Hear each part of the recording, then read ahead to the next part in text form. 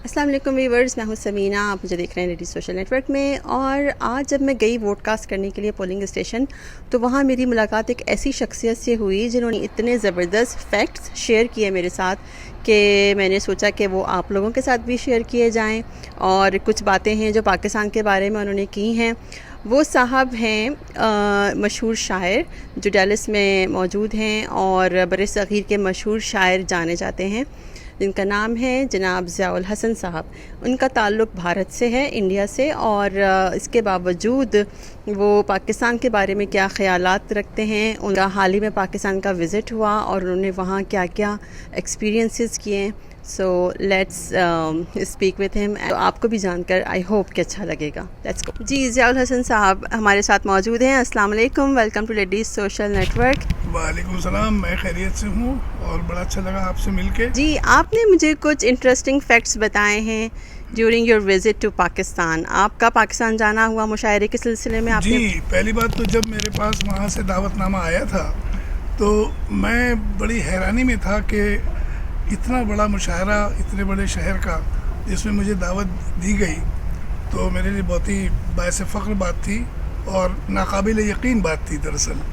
लेकिन जब मैं पाकिस्तान गया और जो मैंने वहाँ देखा, मैं तो आशिक हो गया पाकिस्तान का। अच्छा, ऐसा क्या देखा आपने? मैंने ये देखा कि कहानियाँ मैंने बहुत सुनी थी कि पाकिस्तान की गुर्बत और पाकिस्तान में करप्शन और पाकिस्तान में बुराई। यकीन माने 2 हफ्ते में वहाँ रहा और मुझे पाकिस्तान बहुत अच्छा लगा। मुझे वहाँ गुर्बत नज़र ही नहीं आई। अगर वहाँ गुर्बत थी तो इतनी फ़िराक दिली कहाँ से आ गई जो पाकिस्तानियों ने मुझे दिखाई। मैं पाकिस्तान में कहीं खाना खाने के पैसे देने को तरस गया, कहीं किसी सवारी का किराया देने को तरस गया। इतनी फ़िराक दिली मैंने कभी ज़िंदगी में नहीं देखी थी। दूसरी चीज़ और, अक्सर मेरे दोस्त अहबाब पाकिस्तान के बारे में ऐसी बातें कहते हैं जो थोड़ी नेगेटिव होती हैं। तब मैंने पाकिस्तान में ये सोचा कि वो लोग जो पाकिस्तान में कमियां देखते हैं उनको कुछ दिन के लिए हिंदुस्तान होके आना चाहिए, तब उन्हें पता चलेगा कि वो पाकिस्तान में नहीं जन्नत में रहते हैं। अच्छा, आपके ख्याल में इतना डिफरेंस है दोनों माशरों में? हमारा कल्चर, जहाँ तक हम लोग जो मुस्लिम कल्चर से बिलोंग करते हैं, चाहे वो हिंदुस्तान में हो चाहे वो पाकिस्तान में हो, हमारा तकरीबन बिल्कुल एक जैसा कल्चर है। इसमें कोई फ़र्क मैंने नोटिस नहीं किया। अलबत्ता एक प्रोपेगेंडा हुआ है, पॉलिटिकल प्रोपेगेंडा है या जो भी है, उससे हिंदुस्तान के लोग पाकिस्तानियों को कुछ समझते हैं, पाकिस्तान के लोग हिंदुस्तान के लोगों को ऐसा समझते थे। मैं समझता था, ऐसा सुना था, लेकिन मेरा जहन बिल्कुल बदल गया पाकिस्तान जाके। I loved it. Pakistan is beautiful. कौन कौन से शहरों में आपका जाना हुआ और आप क्या समझते हैं कि पाकिस्तानी और हिंदुस्तानी अवाम को अपने रिलेशंस बेहतर करने के लिए क्या स्ट्रेटजीज़ अपनानी चाहिए? पाकिस्तानी और हिंदुस्तानी मुसलमानों को एक होने के लिए मैं समझता हूँ सबसे अच्छा जो प्लेटफॉर्म मुझे मिला है वो है अमेरिका। यहाँ पर पाकिस्तानी और हिंदुस्तानी मुसलमान जब मिलते हैं तो हमें ये पता ही नहीं होता कि कौन पाकिस्तानी और कौन हिंदुस्तानी है। हम बिल्कुल एक हो जाते हैं। तो एक होने के लिए बस गलत फहमियाँ दूर हो जाएं हमारे बीच की जो भी हैं, तो मेरे ख्याल से हम लोग बिल्कुल एक हैं। हमारा खाना एक है, हमारा कल्चर एक है, हमारी ज़ुबान एक है, हम जो चीज़ें चाहते हैं वो एक हैं। कौन सा हिंदुस्तानी मुसलमान है जो मेहंदी हसन का दीवाना नहीं है? कौन सा ऐसा पाकिस्तानी जो मोहम्मद रफ़ी का दीवाना नहीं है या लता मंगेशकर का दीवाना नहीं है, नूरजहाँ का दीवाना नहीं है? तो हमारे सभी कॉमन चीज़ें हैं। हमारे शोरा, हमारे म्यूज़िक डायरेक्टर्स, हमारे सिंगर्स, यही हमारे कल्चर को एक तरह से चलाते रहते हैं, आगे बढ़ाते रहते हैं। और इसी को प्रमोट किया जाए तो मेरे ख्याल से हम एक ही रहेंगे। हम एक हैं, मैं नहीं मानता हम अलग हैं। सही। मैं पाकिस्तान में गया, सबसे पहले कराची उतरा था, तो कराची के बाद मैं गया इस्लामाबाद।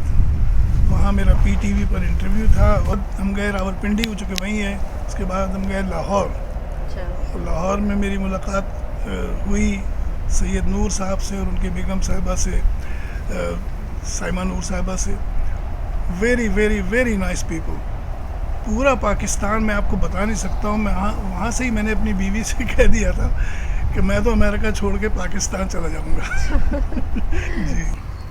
जी, मैं एक बहुत ही इंटरेस्टिंग चीज़ बताने जा रहा हूँ आपको कि पाकिस्तान की फिराक दिली और मेहमान नवाजी लाजवाब थी।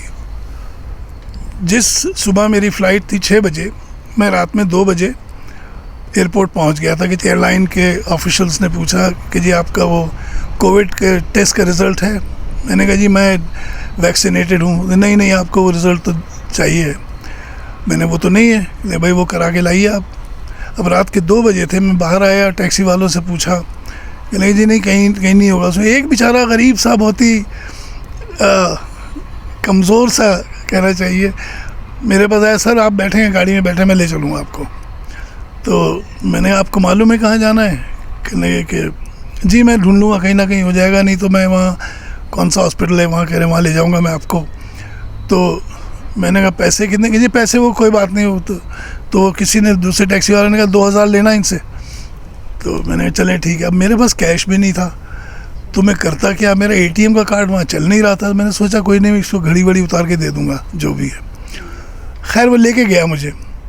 तो जहाँ पर हमारा टेस्ट हो रहा था, टेस्ट हुआ, उसने कहा जी आधा घंटा लगेगा रिज़ल्ट में और ये वो। तो टैक्सी वाला चला गया बेचारा गरीब कि मैं अभी आता हूँ, आप कराएं टेस्ट। अब ये देखेंगे वो गरीब पता नहीं कहाँ से पैसे ढूंढ के लाया मेरे टेस्ट के देने के। ये ऐसे एग्जाम्पल्स हैं मैं ज़िंदगी भर नहीं भूल सकता। तो मैंने कहा हाँ बेटा क्या हो गया, कितना हो गया तुम्हारा? कहता जी जो चाहे दे दें आप। 2000 कह रहे थे लोग तो 2000 दे दें। तो मैंने कहा तुम्हें 2000 का काम तो तुमने नहीं किया भाई। तो सारे टैक्सी वाले वहाँ जमा हो गए, कहते तुझसे कहा था पहले तय करके जाना चाहिए था, देख। मैंने कहा नहीं 2000 का काम नहीं है, उसको 2000 में नहीं दूंगा इसको। मेरे पास 8000 में ये देता हूँ। और मैंने कहा अगर मेरे पास 80,000 होते तो मैं तुम्हें 80,000 देता। तुमने इस वक्त एक एग्जाम्पल छोड़ा है मेरे दिल में। लगता है हर दिन हर कदम पे पाकिस्तान में मुझे एक ऐसी अपनाइयत लगी कि मैं भूल नहीं सकता। I was so overwhelmed. It was very nice. जिंदाबाद जिंदाबाद पाकिस्तान जिंदाबाद। थैंक यू सो मच, आपने अपने जो तासुरात हैं हमारे साथ शेयर किए। कुछ मैं चाहती हूँ कि खुदाफिज़ कहने से पहले आपके चंद अशार हो जाएं जो आप समझते हैं कि लोगों को बहुत पसंद है और आपकी ख़ुद की भी ज़ाती पसंद है, तो ज़रूर हमारे साथ शेयर कीजिए। तो मैं उसी हवाले से मैंने 4 बंद कहे थे जब मैं पाकिस्तान में था, तो मैं वो आपकी खिदमत में पेश करता हूँ, शायद किसी काबिल हों। कि जिंदाबाद जिंदाबाद पाकिस्तान जिंदाबाद। हर सर पर अब छत होगी और होगा बिजली पानी। हर दिन खुशियाँ लाएगा और शामें होंगी सुहानी। पाकिस्तान को अब हम ऐसा मुल्क बना देंगे, दुनिया भर में कहीं ना होगा कोई भी इसका सानी। जिंदाबाद जिंदाबाद पाकिस्तान जिंदाबाद। अब न किसी के लब पर होगी कोई भी फरियाद। खुशियों और मुस्कान से होगा सारा वतन आबाद। इस मिट्टी की खुशबू हरदम साथ तुम्हारे होगी। चाहे जितना दूर रहो तुम करोगे इसको याद। जिंदाबाद जिंदाबाद पाकिस्तान जिंदाबाद। और कायद के ख्वाबों की देखो सच होगी ताबीर।